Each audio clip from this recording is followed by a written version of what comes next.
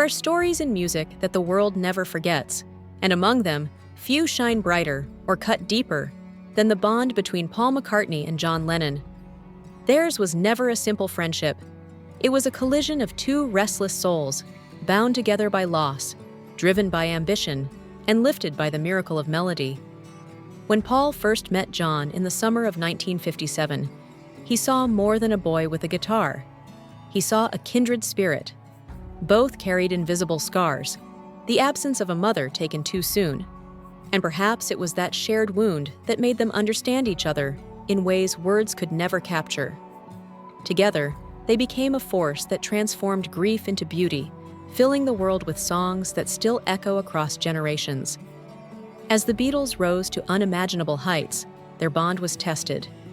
Fame, pressure, and clashing visions chipped away at the harmony they once shared. By the late 1960s, arguments overshadowed laughter. The studio, once their playground, became a battlefield.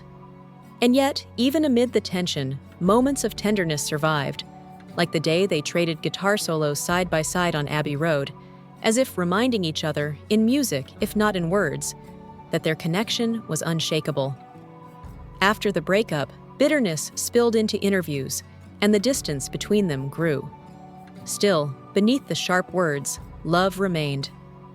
In quieter moments, Paul visited John in New York. They sat in front of the television, laughing at comedy shows, speaking not as legends, but as the boys from Liverpool who once dreamed in the shadows of Woolton. These simple nights mattered more than the world ever knew, moments where rivalry gave way to brotherhood. Then came the night of December 8, 1980. News spread that John Lennon had been shot outside his home. For Paul, it was as if time itself stopped. The man who had been his partner, his rival, his greatest friend, was gone. No chance to make amends, no chance to write together again, no chance to say what had been left unsaid. The silence that followed was heavier than any applause. In the years that followed, Paul carried John with him in every note. He wrote Here Today, a song not for the world, but for one person, the conversation he never got to finish. It was raw, aching, tender, a confession wrapped in melody. Words of love that pride and time had kept locked away. On stage, when Paul sings it, his voice trembles, and the audience falls silent, knowing they are witnessing not just music, but memory.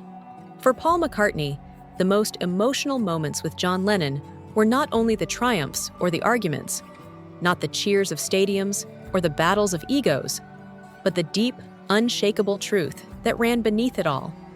That even in absence, John was still there. That even in death, their story had no ending. And that love, though tangled in conflict, had always been the song they were meant to share.